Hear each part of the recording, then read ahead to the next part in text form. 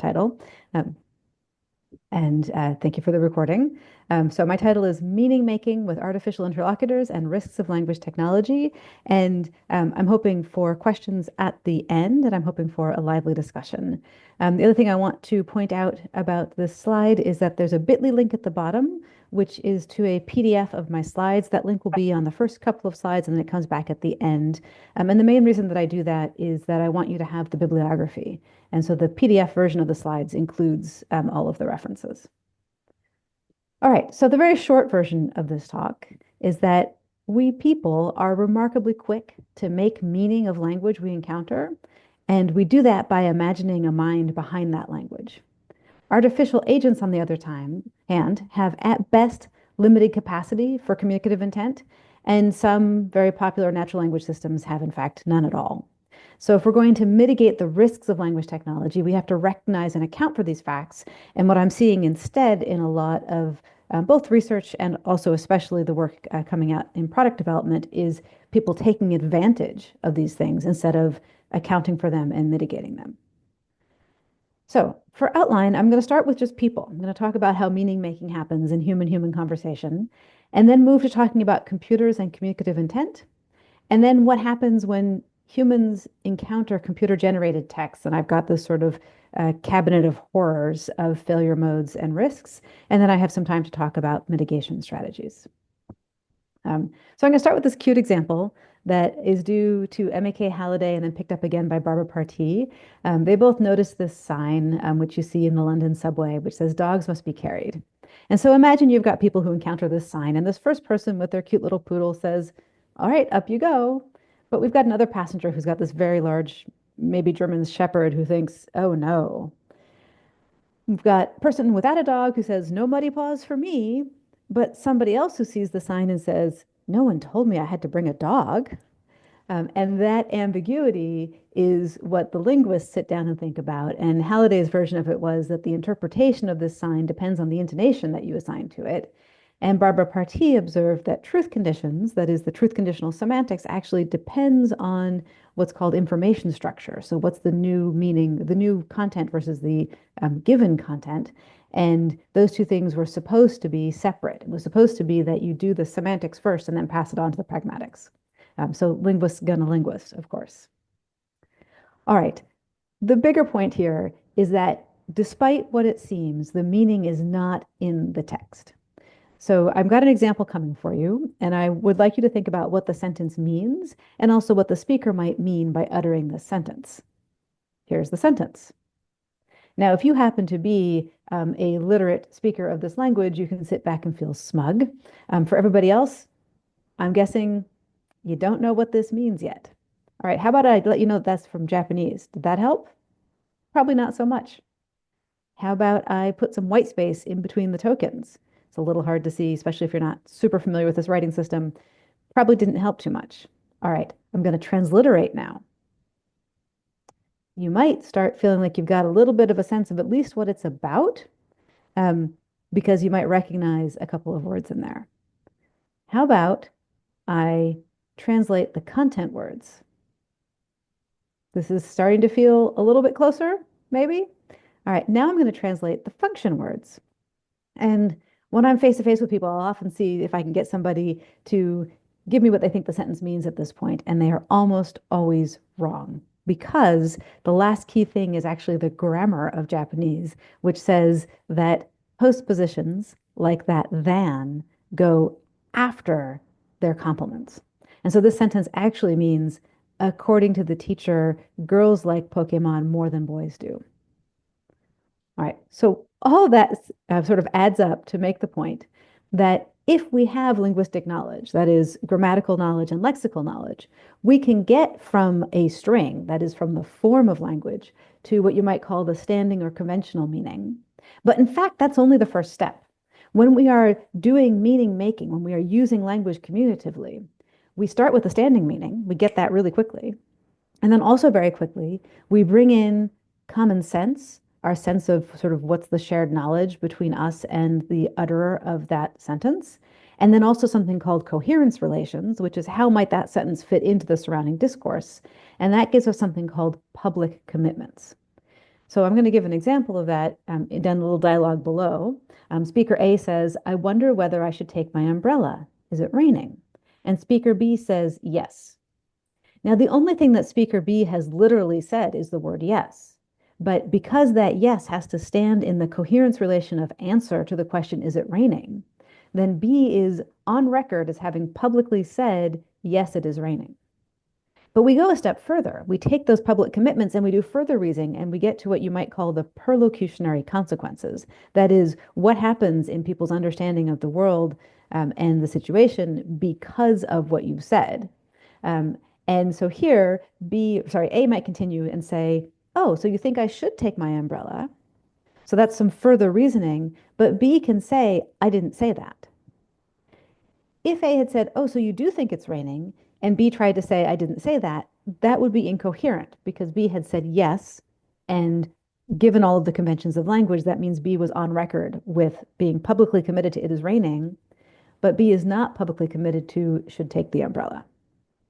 All right, this seems like a little bit of a low stakes example, but the point is to sort of tease apart what the sentence means, what we mean by saying it, and then the perlocutionary consequences. What else happens because someone takes us as having said that? Okay, another observation about how people do meaning in language comes from Herb Clark in his wonderful 1996 book called Using Language. And it is a long, very clear, but impossible to summarize meditation on conversation as a joint activity. And he's got this one table here that I've pulled out to sort of give you a taste of it. So this is a joint activity with two or more participants. They assume public roles that help division the determinant of labor. So who is a speaker, who is hearer, and then that switches back and forth. Or you might have a conversation where someone is taking on the role of a shopkeeper and someone else is a customer, for example. The participants are going to have public goals, and some of those are going to be joint public goals, but they may also have private goals they're trying to achieve. Hierarchy here means that there is going to be the overall large joint activity of the conversation, but then also smaller joint actions and joint activities inside of it. There's going to be conventional and non-conventional procedures that are used, and then a successful joint activity has an entry and an exit that are jointly engineered by the participants. So this talk, for example, is a joint activity that starts when we declare the talk to have started and will end at a certain point when we all leave. And then finally, joint activities are dynamic, right? It can be simultaneous, intermittent. They can expand or contract in their personnel. So some of you might leave before I'm done, and that's fine. I won't be too sad, and so on. So this is a wonderful book. I highly recommend it. And it sort of gets deep into how when we are having a conversation or even doing something that is less conversational, like right now, there is not just individuals doing their own thing, but they are jointly doing something together. Related to this, there's a wonderful article by Baldwin, 1995, talking about, it's actually an article about first language acquisition in children, but I love this part in here about the notion of intersubjective awareness. So he talks about, first of all, joint attention, so multiple people paying attention to the same thing, but we go beyond that. So joint attention is just simultaneous engagement in mental focus on the same external thing.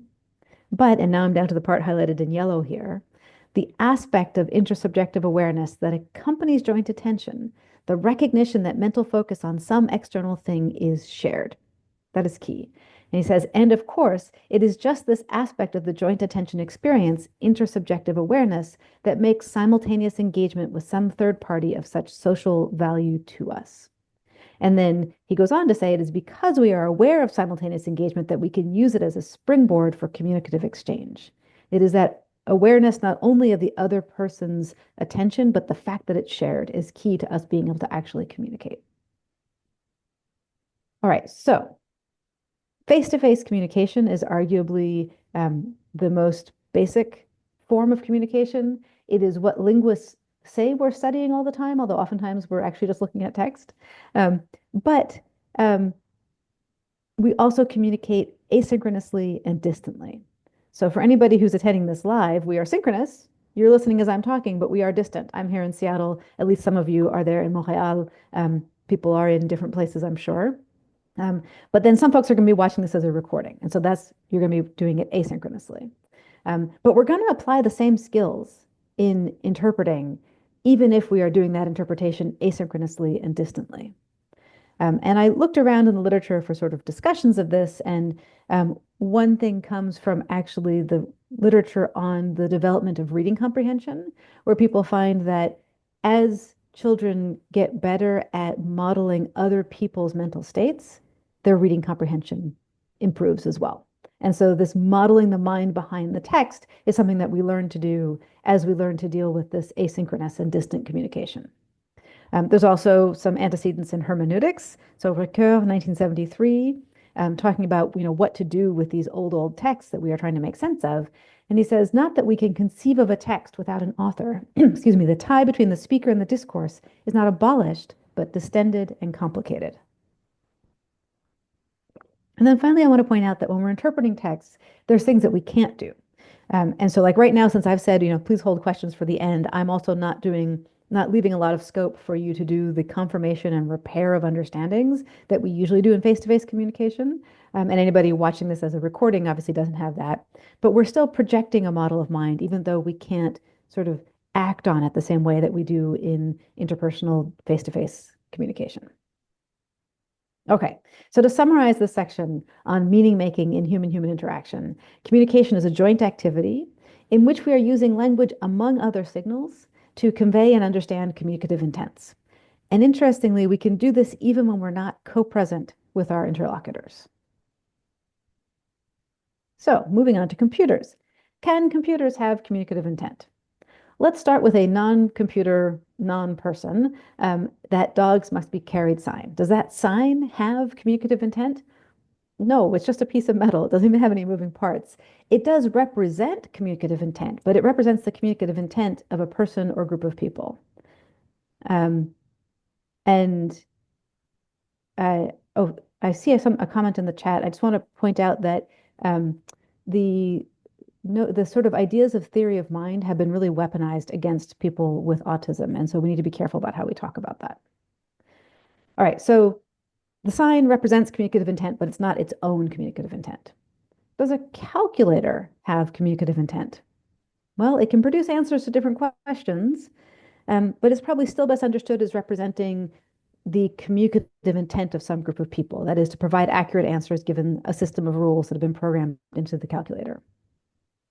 What about old-style slot-filling dialogue agents? And so here, this is something like the work on the ATIS system from 1990, which was a dialogue system prototype built around scheduling or making airline reservations, which is really kind of silly because the last thing you want to do in trying to make an airline reservation is to go step by step in a dialogue. It's much better to have like the database laid out in front of you. But anyway, that was the domain that they were working in.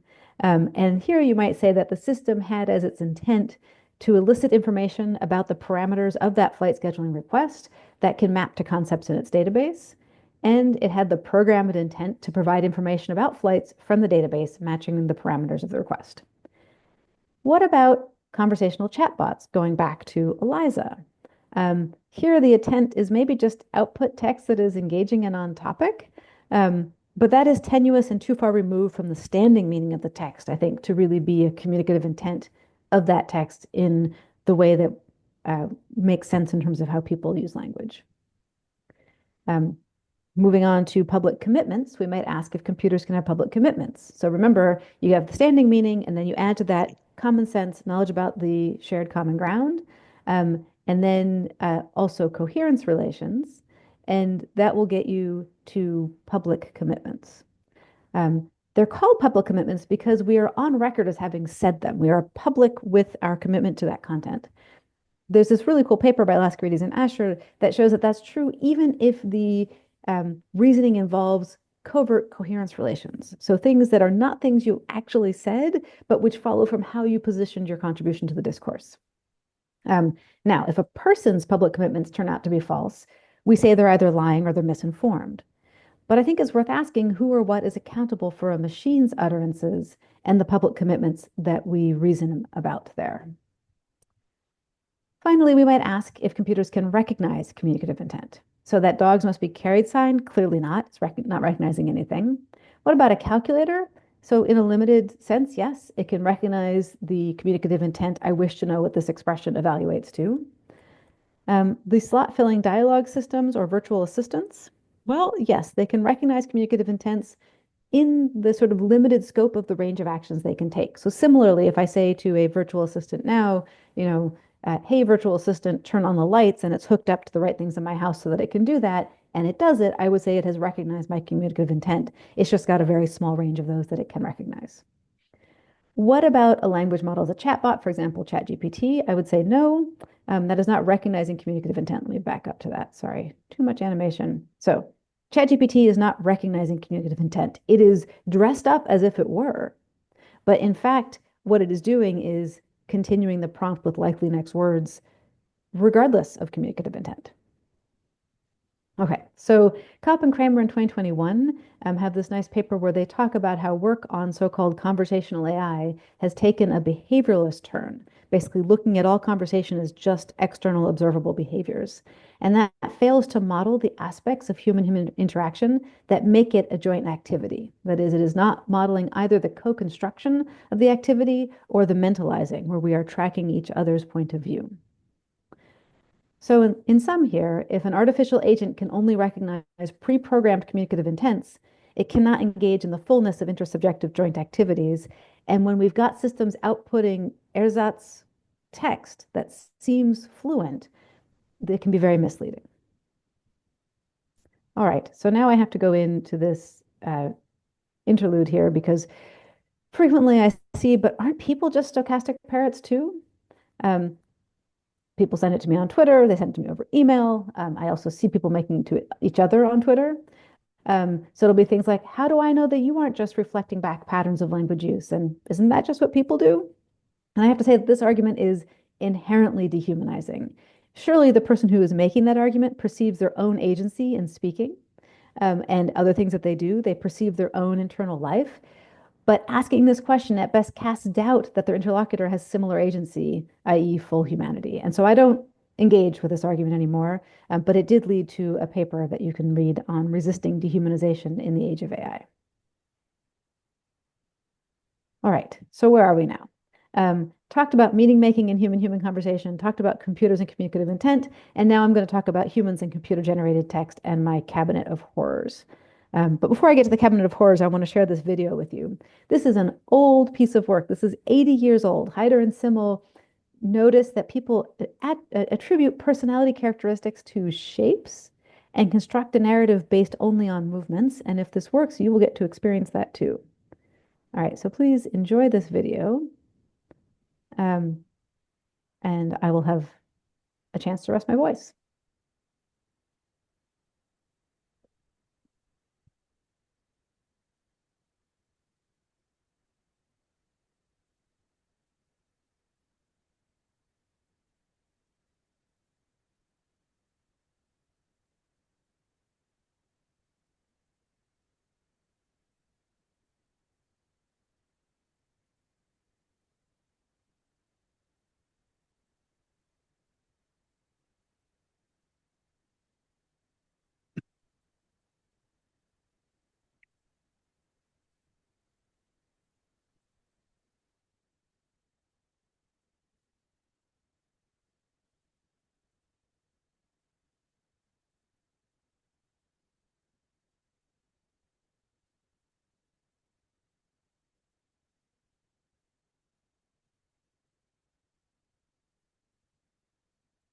All right, I think it's done. So what Heider and Simmel observed, and I think you probably experienced too, was that people attributed personality characteristics to three of the objects there, right? The big triangle, the little triangle, and the circle, but not the box. The box isn't presented as a character. So we imagine motivations, we build a whole narrative, all while knowing that this is just, animation based on shapes from 1944. And Meg Mitchell observed in 2021 that if we're going to do that much interpretation just of shapes, if we're going to be doing that much sort of imagination that there is a mind and feelings and ideas and motivations inside of these things, just think how much more we do when it's presented to us via language, which usually we only encounter from people. Another important point here is that in doing this meaning making, we bring our own context. So not only will we make meaning of text or speech or sign from languages we know and do it like reflexively, we can't help ourselves. We're going to do so based on the context that we bring to the situation, including our interpretation of what the computer is doing. And so I'm back to my people with their with and without dogs, encountering that sign and getting different meanings from it because they're coming at it from different perspectives. All right, so now I have the collection of horrors. The following slides have examples where things have gone or could go wrong, and some of these are pretty terrible. They're going to be things that are offensive or otherwise difficult to see, including specifically stereotypes regarding Black Americans, machines urging self-harm, stereotypes about the Kannada language, dehumanization of Native and First Nations people, stereotypes about Arabs, especially Palestinians. So if you want to opt out of this, that's why I'm telling you this. My point here is to alert you to the fact that these things and others exist, but I realize that there's some harm in repeating them, even with that framing. Um, it's the next 12 slides, and the worst of it comes about 7 slides in. So if you want to step away, understood. And in general, I'm always open to feedback about how to convey this message if there's something that any of you have the energy or inclination to articulate. So with that, here we go. First example goes back to the foundational work of Latanya Sweeney in 2013, where she observed that at the time, African American sounding names triggered different versions of ad copy than white sounding names. So if you searched for Latanya Farrell, then you got these ads that said like Latanya Farrell arrested. But if you searched for Jill Schneider, you got Jill Schneider art or we found Jill Schneider. And basically, she does this wonderful job sort of establishing that this pattern is really there, and then establishing how and why it's harmful. So what, if any, communicative intent does the machine or the corporation behind it have here? Well, probably click here so we can get paid, and also a secondary intent of eliciting the viewer behavior in order to choose among different versions of the ad, because there's probably a machine learning feedback loop in there that took a small bias, maybe not so small bias, but took a bias in the data and amplified it. What are the perlocutionary consequences? What's happening in the world because of this communication? Well, in this case, it's casting suspicion about the person being searched for, regardless of the search context. And Dr. Sweeney found this because she was in a colleague's office and the colleague searched her name in order to find her research work and up pop one of these ads.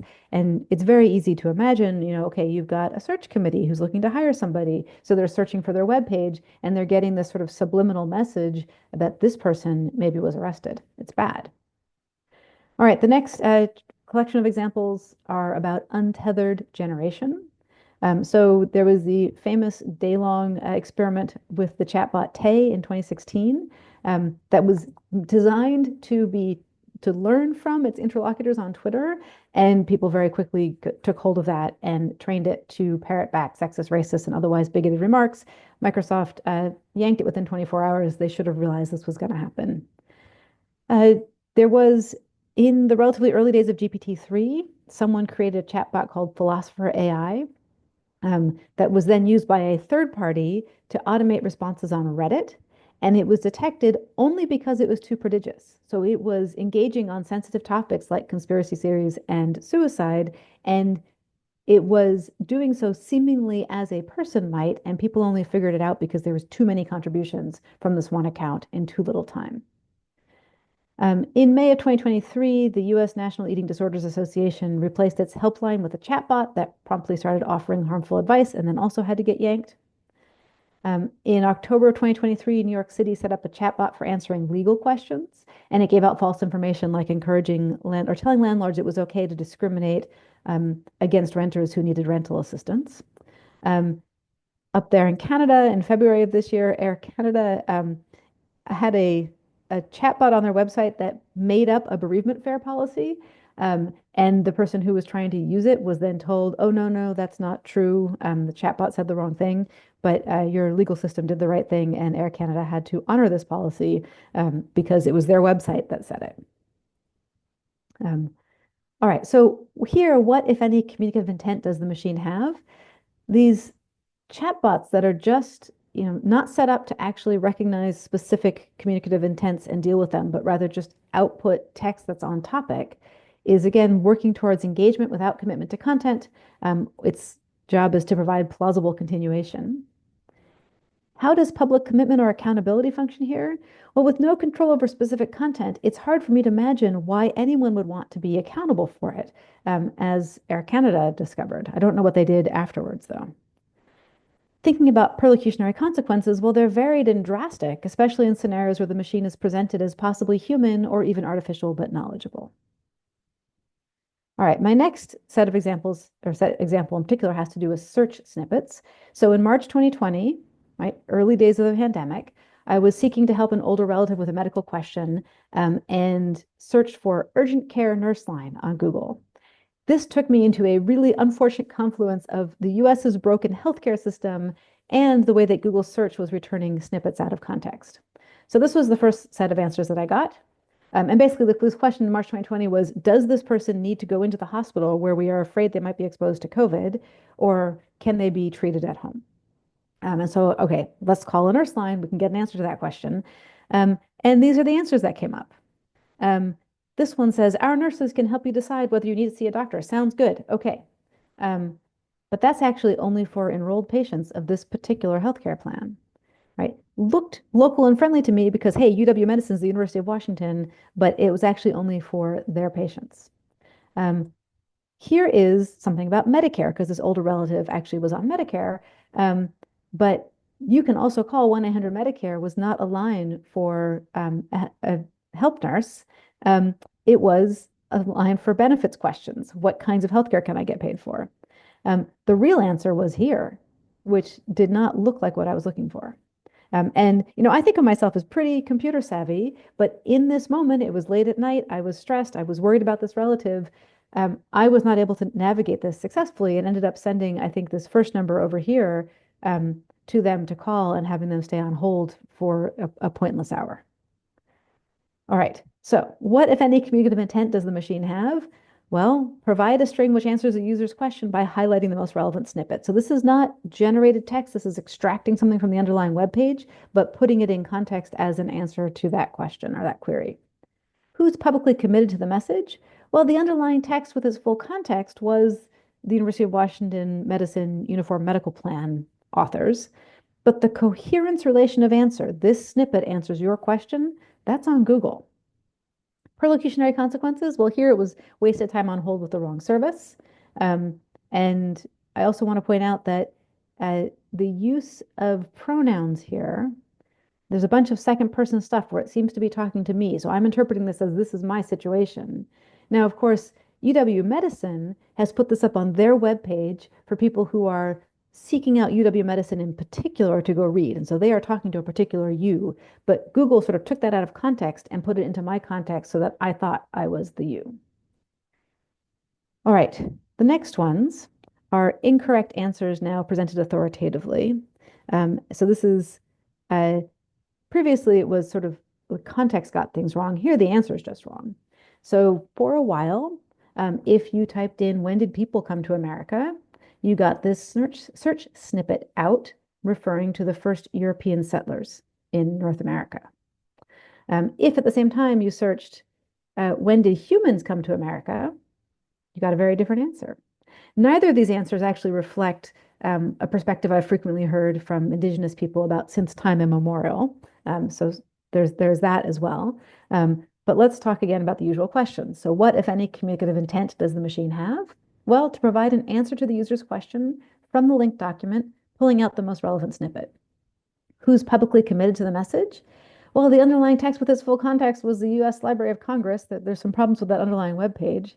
But the coherence relation of answer, again, is Google.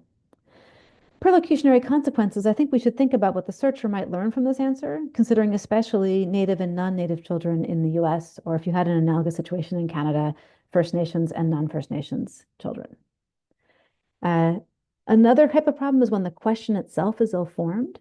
So for a while, if you put in the search term ugliest language in India, Google came back with Kannada. What is the ugliest language in India? The answer is Kannada, a language spoken by around 40 million people in South India. And then to add insult to industry, they offer to hear this out loud. Great. So what should have happened here was actually to dispute the question. It doesn't make sense to say there is an ugliest language in India rather than answering it. Next one is also terrible. For a while, if you put what do terrorists wear on their head, you got back a Wikipedia page and a snippet from it about the Palestinian keffiyeh, right? Again, there should be a response that says there is not characteristic headwear of terrorists instead of doing this juxtaposition. So again, what's the communicative intent here? Well, provide an answer to the user's question from the linked document, pulling out the most relevant snippet. What about public commitments? Well, if you answer a question that's got invalid presuppositions, that there is such a thing as an ugliest language, or there is such a thing as characteristic headwear for terrorists, you are implicitly accepting those presuppositions into the common ground. You're validating them. So by answering, Google is committing to there being some language recognized as ugliest and some characteristic headgear of terrorists, and sort of saying, everybody must think so, because Google's just giving you back sort of what the world says about the world's information. And then Google is further committing to the specific answers. Perlocutionary consequences, well, we can think about what happens for the person who is holding the beliefs presupposed in those questions, getting those beliefs reinforced. You can think about someone who's subject to the stereotype and the psychological harm of the stereotype being repeated, although in this case, I imagine that people subject to those stereotypes are unlikely to put in that search query. But then there's this sense that everyone must think so, which makes it all worse. Okay, so I think it's worth pointing out that there's no such thing as a null context. So we're not just taking information out of its context, but we are recontextualizing it. So not just decontextualizing, but also recontextualizing. And in the work of Safiya and Noble from 2018, this is the Algorithms of Oppression book, which is a really important book, we see that this already existed with search results in that 10 blue links paradigm. So even if you're just getting back a list of web pages, there is some of this recontextualization going on that can be super problematic. So she says, in essence, the social context or meaning of derogatory or problematic Black women's representation in Google's ranking is normalized by virtue of their placement, making it easier for some people to believe that what exists on the page is strictly the result of the fact that more people are looking for Black women in pornography than anything else. And this is because the public believes that what rises to the top in search is either the most popular or the most credible or both. And so this little bit that I've got highlighted in purple is describing part of the context that we bring to web search. It is our understanding of what the computer is doing. And then when the answers come back, we are using that as part of the context to interpret them. So this was already a problem with search results as a list of web pages. It's similarly problematic with image search results. It gets worse with the snippets that are pulled out from pages. It gets worse with answer boxes. And then when you try to use chatbots as replacements for search, it's even worse. And I have a couple of papers with Chirag Shah on why you don't want to be using chatbots for search. Okay, so if we're going to design applications involving text that is generated or placed in open-ended ways, there's a lot of things we need to consider. We need a nuanced view of how meaning making happens, keeping in mind that neither questions nor answers are just strings of text, and they're not even just logical forms, but they are moves in these joint activities of communication.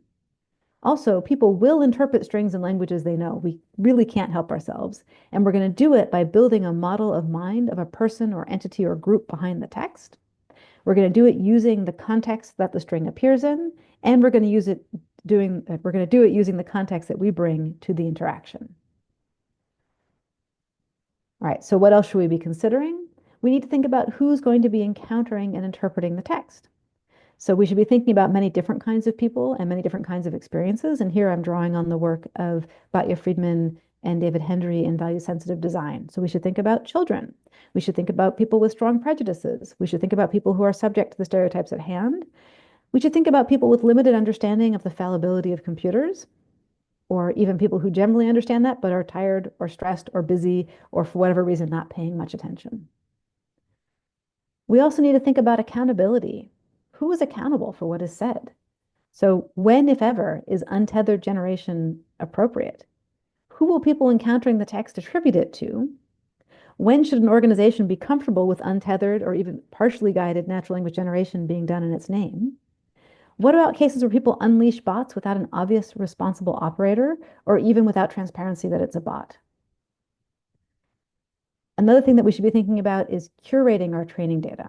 The paradigm right now is to just gather everything you can because there's this notion that we're getting super intelligence or whatever by doing very large scale machine learning over very large scale data sets. But that means we are necessarily also picking up lots of garbage and knowing that in doing so, it can be spat back out and interpreted by people. I think we need to think about transparency by design and visibility to users. So at a bare minimum, it should always be clear that the interlocutor is a machine. I don't think that chatbots that are artificial agents should use first-person pronouns. When ChatGPT or Gemini or whatever spits out an I, that is a lie, right? There is no I in there. That's super problematic. It is non-transparent. It should be transparent to users. What are the affordances? Just what can this thing do and how well can it do it? We should have information about where the information comes from. And here the pointers are to some of the papers on dataset documentation. And then Bender-Geber et al. Is the stochastic parrots paper, where we also talk about the importance of dataset documentation. And it should be clear to users in what ways it might be inaccurate. And it's not enough to put the little disclaimer, sometimes it's wrong. All right. Another part of transparency by design is that we should be minimizing claims to authority. I don't think Google should be answering questions. I think a search engine is a useful thing, although as Noble points out, there are still problems, especially when the search engine is working with commercial incentives. But providing pointers to documents that people have written that might be relevant to a search query is very different to answering questions. We need to not present the web as total or so big that it must be representative. And this, again, is in the stochastic parrots paper. We get into some detail about how the web is really non-representative. Also, there are some applications or tasks which I think are never appropriate. So robotherapist, for example, repeated over and over again as an idea, and it is always going to be harmful. And then finally, we need to resist rather than leaning into this human reflex to imagine a mind behind the text. To elaborate that on a little bit more, as appealing as conversational interfaces seem to be, sometimes, I would say often, the answer is don't. A conversational interface is actually not going to be a good interface because a successfully conversational interface is going to elicit credence from the users, while at the same time likely being very opaque about its actual affordances. And here I wanted to point to the work of Nora Lindemann, who talks about a notion of sealed knowledges, building on earlier work about sealed surfaces. So a sealed surface is a kind of technology that doesn't make it clear what's going on inside, how it works. And Lindemann points out that once we start using chatbots as information access systems, we're getting to sealed knowledges. We're getting information back, but we're not provided any transparency into where it came from or why it should be credible. Our modern LLM-driven chatbots are very successful at mimicking conversation. That is, in fact, what they're designed to do. And so we are eliciting credence where it's really not warranted. Thinking about the example from New York City and their chatbot, what they needed was a search interface to about 2,000 city web pages. Instead, what they built was a chatbot that made stuff up while pointing to those web pages. There's also some stuff that I think we can and should be doing at a policy level. I think we should be thinking about how to create information systems that are considered public goods rather than information systems that are there to support advertising and other corporate interests. And here I'm echoing again Sophia Noble. We need to think about how to avoid amplifying biased views, especially those that are held by the majority and those in power. We need to think about how we require transparency. Actually, I want to back up to that last point. The reason it's most worrisome to be amplifying the biases of those in power is that those biases are already very entrenched and they are the hardest to push back against. We need to be thinking about how do we require transparency and accountability. So how do we make synthetic media recognizably synthetic if it has to be out there at all? How do we get people to disclose their training data? And how do we establish accountability for the content expressed? Like what happened with the Air Canada example, we need more of that. And then there's also questions about promoting information literacy in the face of these technologies. That is super important, but I've put it last here because it's also important that it's not the only solution. We can't dig back out of this just by making sure that everybody is super on top of information literacy. That's sort of like saying we're going to solve the climate crisis by each individually recycling. And then finally, looks like we're going to have lots of time for questions. I'm excited about that. But I like to leave you with these thoughts here. Don't be too impressed, all right? Just because the text seems coherent doesn't mean that the model behind it has actually understood anything or is trustworthy. Just because one answer happened to be correct doesn't mean the next one will be. And when a computer seems to speak our language, we're actually the ones doing all of the work. We are making the meaning there without help from the computer because it can't engage in intersubjectivity. In a nutshell, I have hoped to convince you, or help you spend some time thinking about anyway, how we are so quick to make meaning of language that we encounter, and that we do it by imagining a mind behind that language. That, on the other hand, artificial agents have at best limited capacity for communicative intent, and some of these natural language systems have none. And if we're going to mitigate the risks of language technology, we have to recognize and account for these things rather than taking advantage of it. And there again is the link for those who may have joined late. The point of that link is it's a PDF of the slides with all of the references. And now I'm super eager for your questions.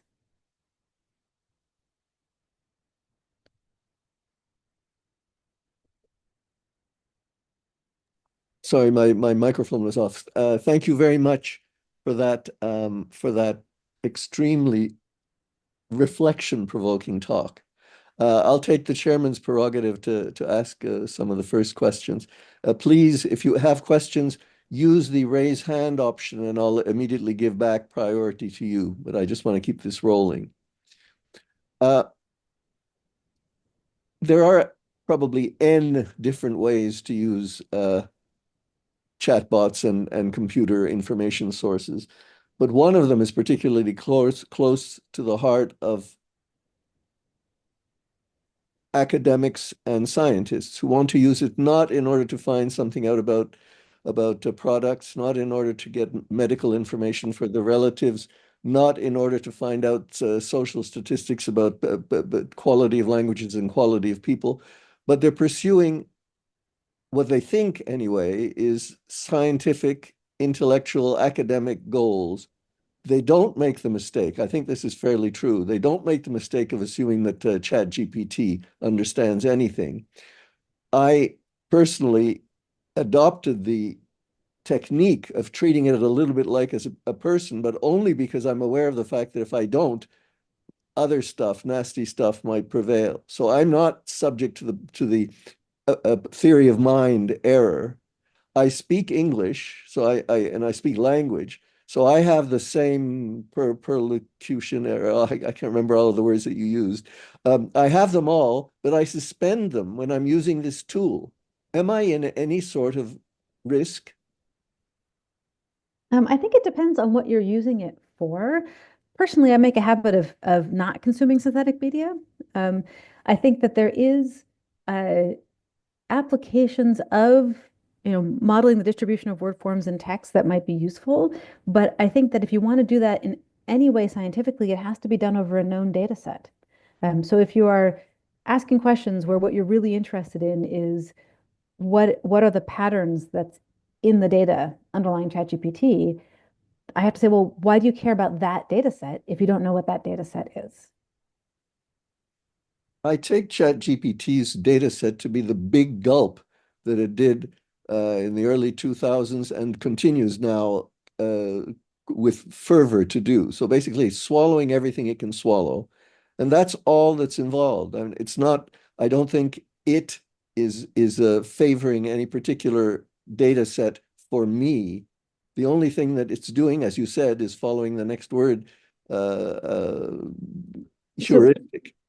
Right, but we don't know because OpenAI is not open about it, what that data set is, right? It's some combination of Common Crawl, which is sort of Jesse Dodge and others have done some documentation of what's in Common Crawl, plus whatever else OpenAI could get their hands on, minus what they decided to pull out, however they decided to pull it out, plus the data that they actually caused to be generated through crowd working and under pretty exploitative labor conditions. So there's a bunch of stuff in there. We don't know what it is. We don't know what it's representative of. And so I don't think that there's much value in poking at it for that reason. Okay, I'm encouraging other people to raise their hands. I don't want to monopolize. Go ahead, Anne Maria. Yes, thank you so much for this wonderful talk. I think that there's a lot of fuss around these artificial interlocutors and very, very negative consequences on the interpretation and of what they do by humans, right? But there are basic problems with these systems, right? First, they don't pass the Turing test, right?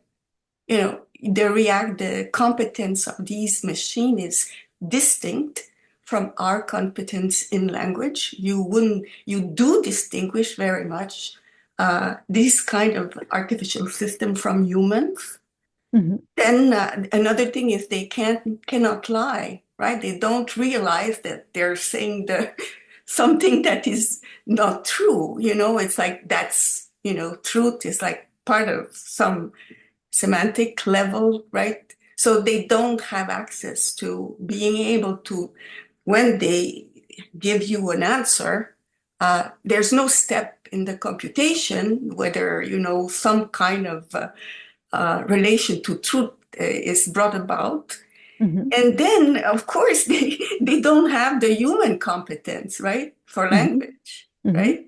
So they don't relate meaning to form, right? By no way, even though they say ChatGPT, yes, yes, yes, it understands language and so on and so forth. They don't, right? Because they don't, first of all, behave what in their production has understanding the relation between meaning to form. They repeat the same sentence. They say, you know, they have the wrong answer when you question them with typical syntactic center embedding structure. They don't know what the right answer is when you ask them to identify who's the pronoun referring to. All these classical tests that we have in linguistics, they fail on that. So from the start, you know, it's a natural language technology.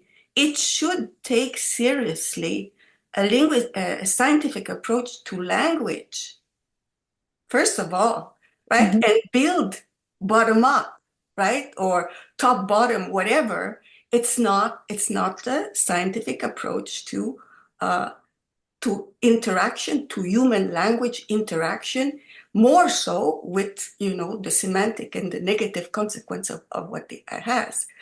So why would that such system ever exist? That's my question.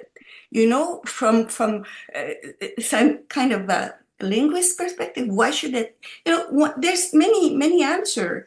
Maybe these systems have been invented by people that work in academic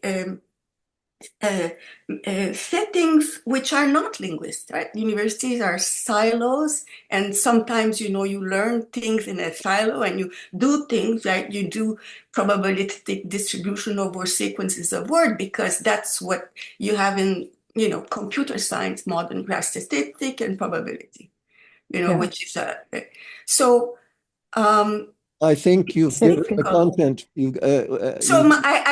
I'll get to my question, Arnaud. Thank you very much. So my question to you is, what in your mind could be done? You proposed in a recent work of having a training over, you know, data sets which are smaller that could you know, benefit the output of ChatGPT. But personally, I think that it should be start by doing a scientific approach to language to start with, and then, you know. So, what is your view? Yeah, I would actually back up even more. I do think that if we're going to build good language technology, we need linguistics as one of the bases. And that is something that I have been arguing for a long time. I have written a couple of books for people coming from computer science working in NLP called Linguistic Fundamentals for Natural Language Processing. The first one from 2013 is on morphology and syntax, and the second one with Alex Laskarides, 2019, is on semantics and pragmatics. But I think that the sort of very first question we have to ask is, what is this technology for? And with something like ChatGPT, there's sort of two answers. One is it was just meant as a demo for people to play with, so for nothing.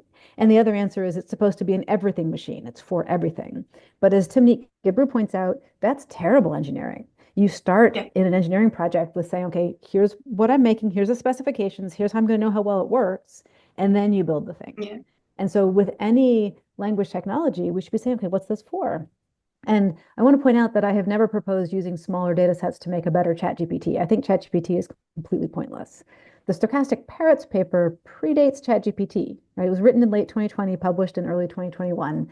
And we were talking about smaller, more purpose-built language models for things like being a component in a automatic transcription system, being a component in a machine translation system, being a component in you get the word vectors and you can use that as part of a search system.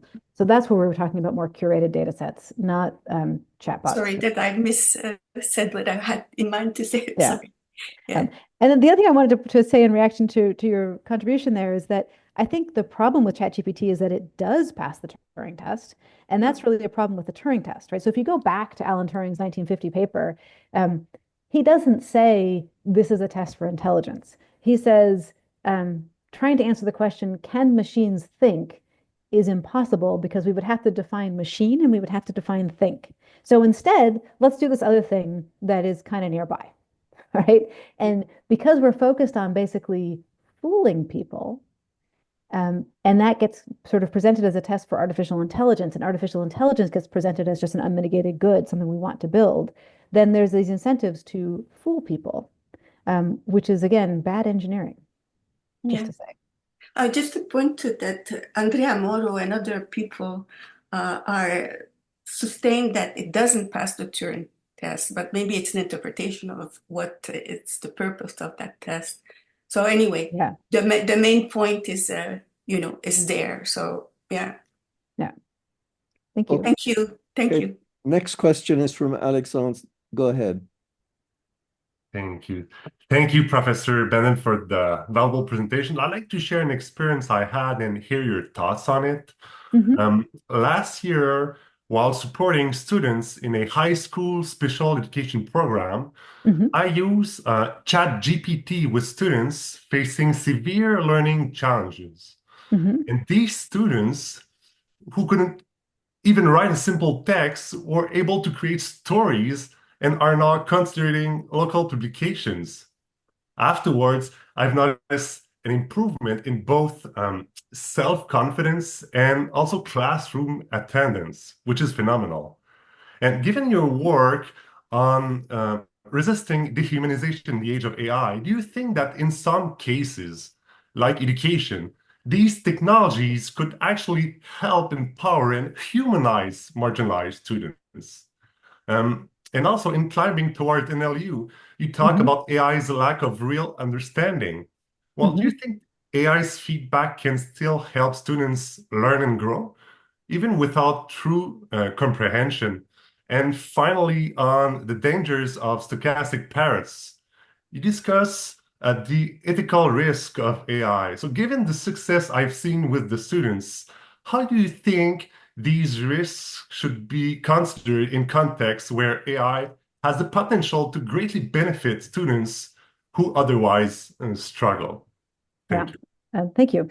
This is a tricky question, and part of it I want to say that working in special education is super important, and it's not work that I have experience doing. So I'm going to do my best to answer the question despite that lack of experience.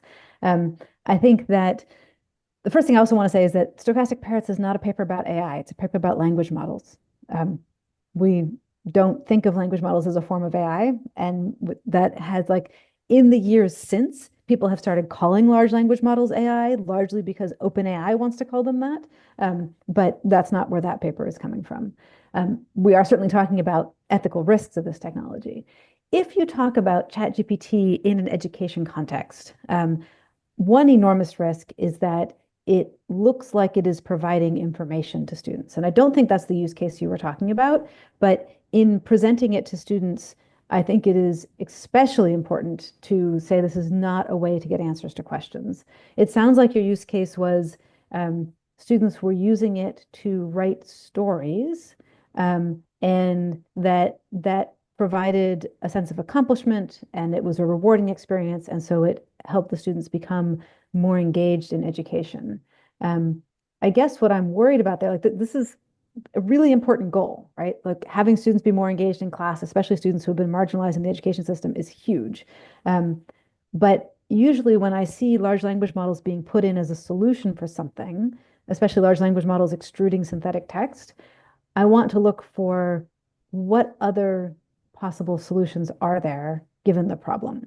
And when I've talked with higher ed folks, and they'll say, well, we see students using it for this, that, and the other thing. I'm like, okay, great. This is basically helping you identify, it's like a medical dye test, helping you identify where students are lacking resources so that you can actually bring in real resources. I'm concerned that in having students use ChatGPT to write stories, there's some possible negative consequences there of they feel like they can only do it with this technology, or like, do they have really an appropriate sense of ownership over it, and so on. So, is there something else that we could design that is not based on unknown text collections that might be throwing some awful biases into those stories, that students could work with in a similar way to achieve that goal? These are the directions that I would go. Thank you very much. Okay. Diego Mopome has a question. But before you ask your question, Diego, I want to ask a question, just a point of information.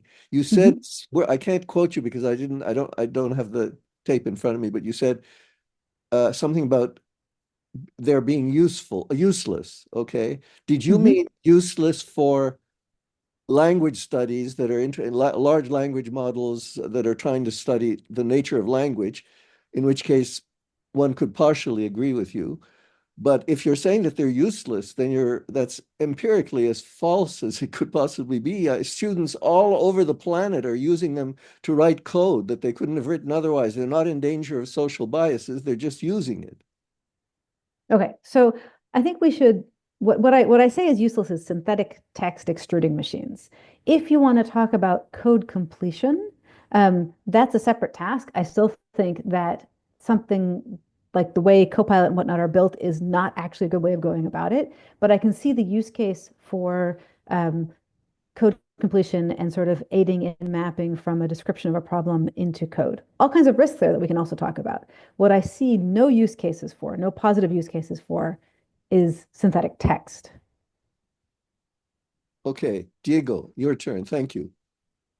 Oh, yes, thank you. And thank you for the presentation. I had a question about well, the large language models have, and part of what you mentioned is they have gathered some sort of presumed use in a variety of settings, but there's also sort of a shift happening in terms of research where the idea is that we are to move away from inductive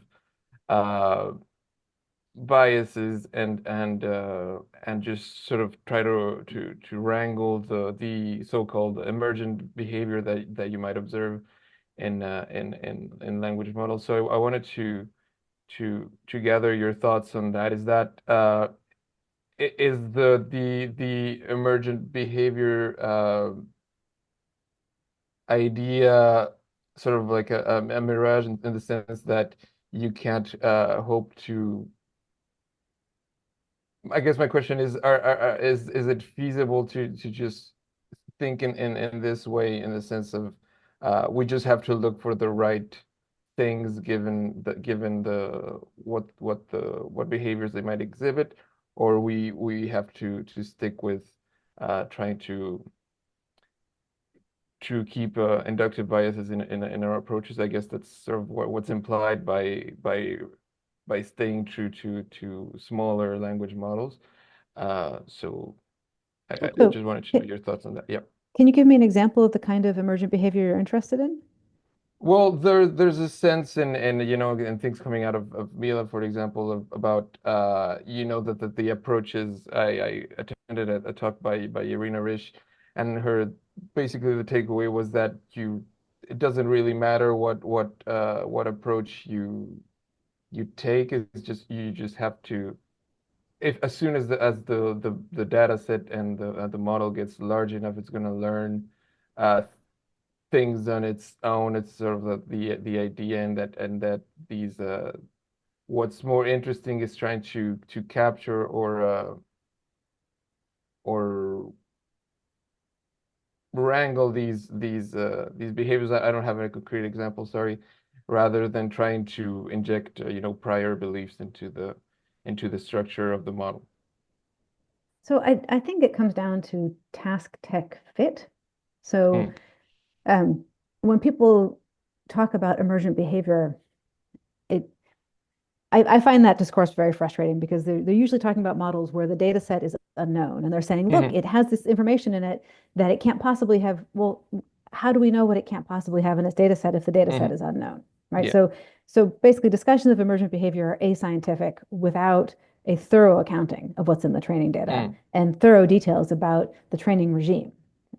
So I also think that all of this effort going into studying the so-called behavior of these models could be better spent elsewhere. Like these aren't natural phenomena. They aren't like it seems like so much wheel spinning, I have to say. Okay. Thank you. Mike, it's yours. Hi. The way you've talked, it sounds like you're only talking about the unsupervised training data on the text. I don't know exactly the details, but there's millions of hours of human supervised work going on to build these things, which involves a lot of human intent.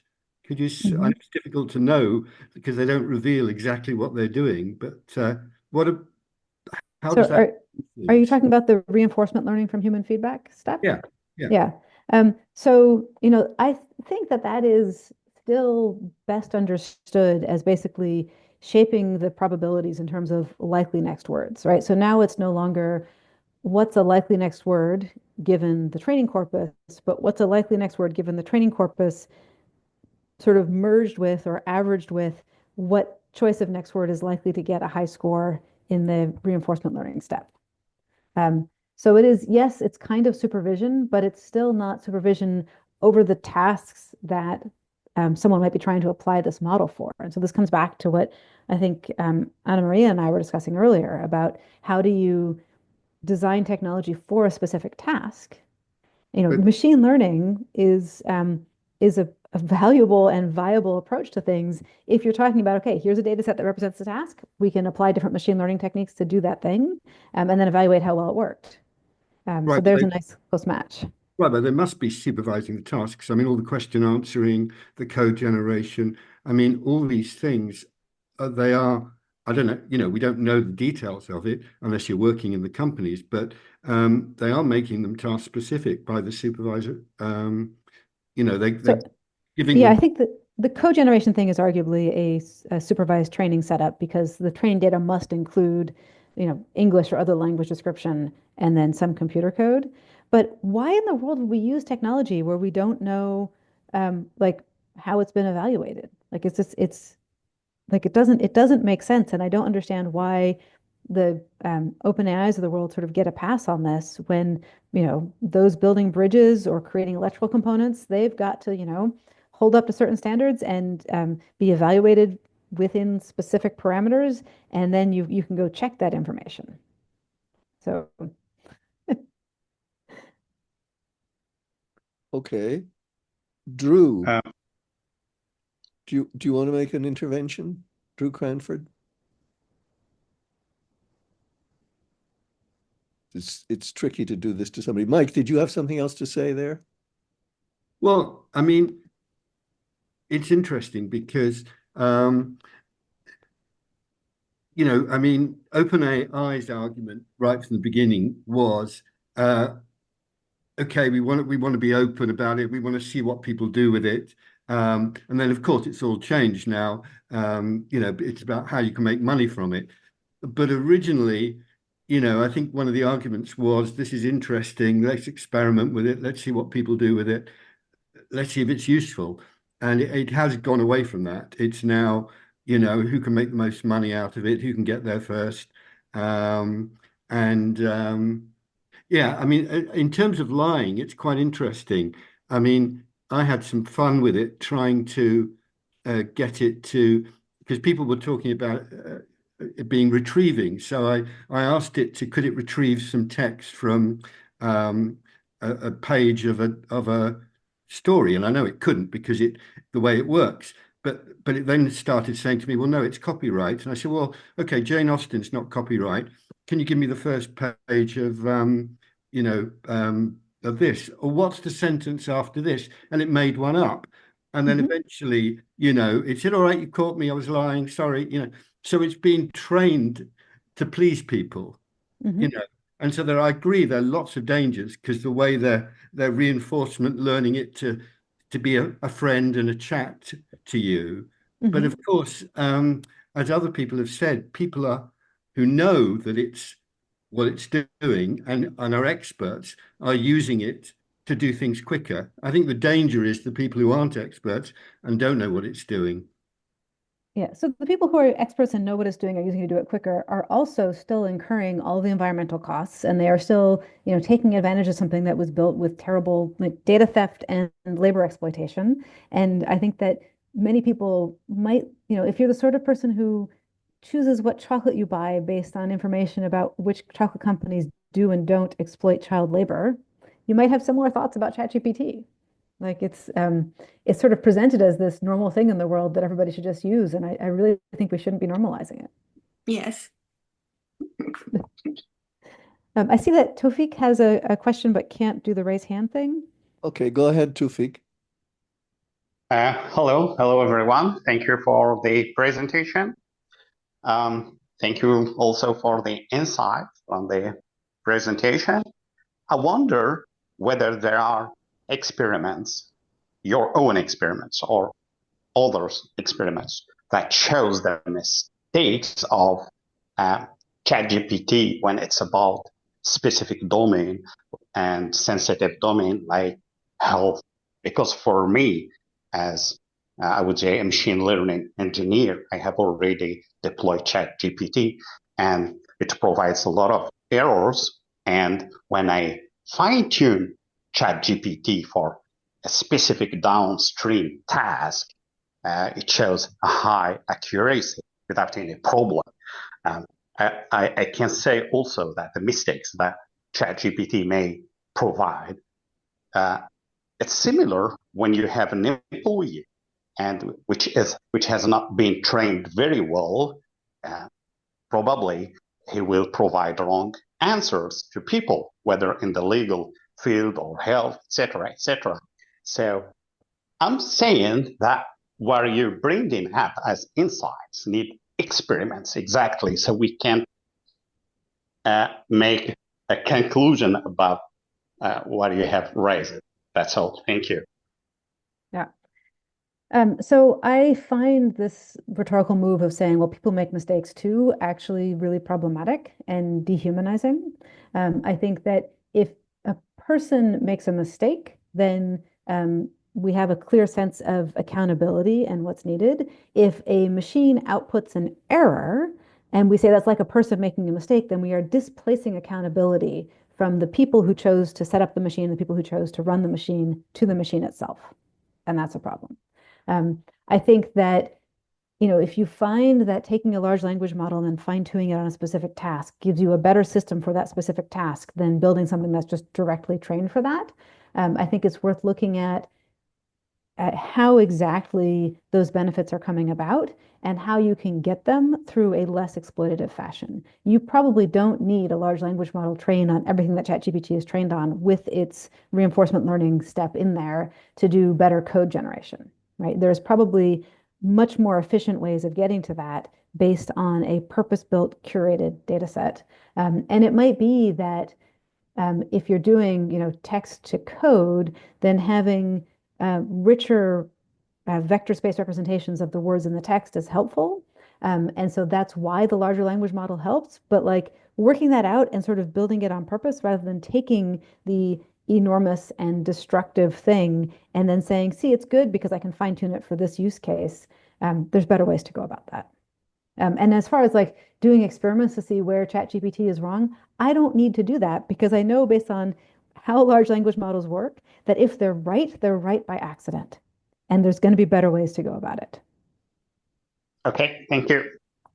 Marie-Jean? Thank you. No, your sound is no good. Turn on your sound, please. Okay, is it better? Yes. Okay, thank you so much. Thank you for the presentation. It was really, really interesting. My question is very short. I agree with everything you said and almost everything you wrote for the past years. And I wonder how we can act on that. My meaning is I'm trying to explain to all my students, and every time I have the opportunity to make a contribution in any kind of audience, I'm trying to explain that these tools are not information retrieval tools, and that's not true that we can find information in these tools. And that's not because I'm against something. Yes, I'm against a lot of things, but anyway, that's just because it is. That's just because of their structure, the way they are built and why they are built like that. I mean, they are not in fault of anything. They're just tools and they are not designed for doing that. So that's my first engagement toward, I would say, against this kind of tool used for any kind of task that have no meaning. And the other thing is, how can we also make people understand that these tools are built on sweat from a lot of human beings. I mean, I know you are familiar with the articles from Billy Prego and all these kind of things. And it's complicated because as a computer scientist and someone in natural language processing, I am almost, I'm like, is it really useful for me to say all these things again and again and again? Because it's like, trying to fight as only one person, and I'm not well known as you are. So it's like, oh, you are jealous because you're not part of this group, or you're not going in this direction, or even you're not publishing at this kind of conference. So, I mean, with a lot of, sorry, I'm looking for my words, but what would you do if you were in this position? Continue the fight little step by little step, or do you have better advices to give to simple people like me? Yeah. So yes, continue. Please continue. People say those same things to me. I get it a lot on Twitter. People will say, yeah, she's just jealous because her field has been obviated. Like linguistics is no longer important. I'm like, no, she's just mad because she doesn't have a job anymore. Like I'm a tenured professor. I have a job, right? So the thing that has made it possible to keep going is actually community and solidarity. And so my advice to you is to find some like-minded people so that you have a group chat where when someone says something awful, you can dump it in the group chat and get some sympathy. Like that is actually really, really key to doing this work, because this work is of the type where it is pushing back against power. So, to Anna Maria's question earlier, how did this come to be? Well, it's a question of the distribution of power, right? Both within academia, computer science has more power than linguistics, right, and other fields, but also, societally, there's a lot of money. The venture capitalists are really interested in this, and so when you're pushing back against it, you're pushing back not just against somebody who has a different idea, but actually back against a power structure. And so, looking to how people handle that and reading, I think, especially Black feminist writers, can be really helpful, and sort of figuring out. And in that vein, I want to recommend Ruha Benjamin's book, Viral Justice, which is, a beautiful book that sort of stares a bunch of really terrible things in the face and says, how do we build anyway? And has some really nice actionable advice about tending your own garden and growing what you can grow nearby. But I think that community is important. Yeah, I totally agree. And I think my only hope these days is that experiments and metrics are now little by little trying to make a little bit of light on that. For instance, someone earlier, I don't remember who said that, but was talking about code generation. And it's well documented. I mean, maybe not well, but it starts to be documented that that's not actually true. You can code more, but you code worse. And the time needed to make your code proper is way higher if you use this kind of generating tool. especially if you're a beginner in the field. So I think we should be more aware in the next in the coming years that these tools just go to the toolbox. Yes, yes. And I think that one thing that you can use your positionality as an NLP person for is to just insist on good evaluation, right? You can get a long ways by asking questions. How did you evaluate that? Why is that the appropriate metric? Why is that the gold standard? Why is that the baseline? And I'm trying to dig up the link to it. My talk from ACL this summer and my presidential address was on ACL is not an AI conference. And I talk a lot about, here it is. Can I get the link here? This is not the best link because the video goes to the meeting. The video goes to it's a longer thing, so you have to like start partway through, which is why I'm giving you a LinkedIn link that tells you the timestamp. But Thank you. Talk a lot about what are our traditional research questions in computational linguistics and NLP to stand by, and I think that that's a place where you probably are on your own home turf too, and you can speak from a place of strength. Ana Maria, go ahead. Thank you.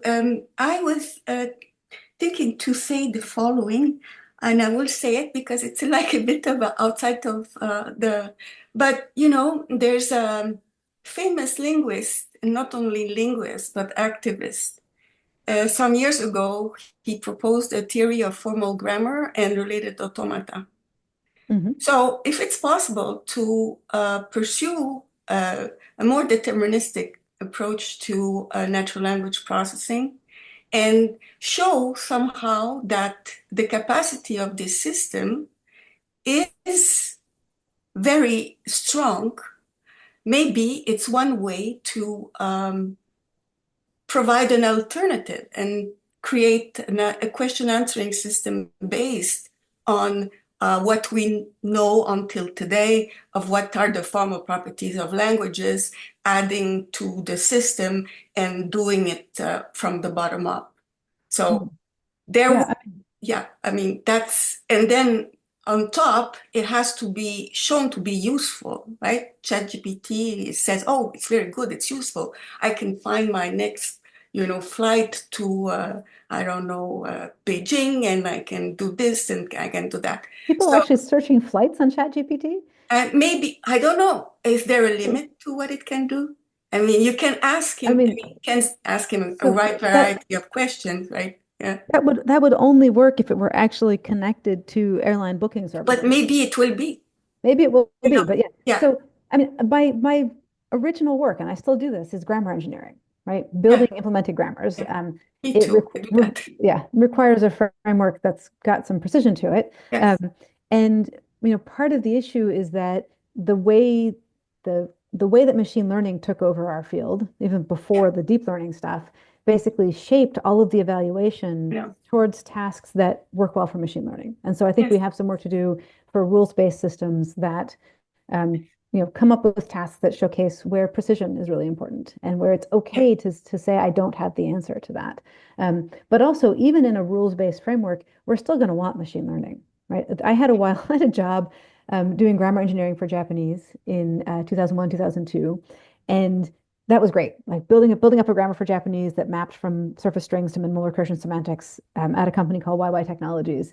But it was also part of my job to hand tune the weights on the rules so that the parse selection model would get the right thing. That's impossible. You need statistics for that.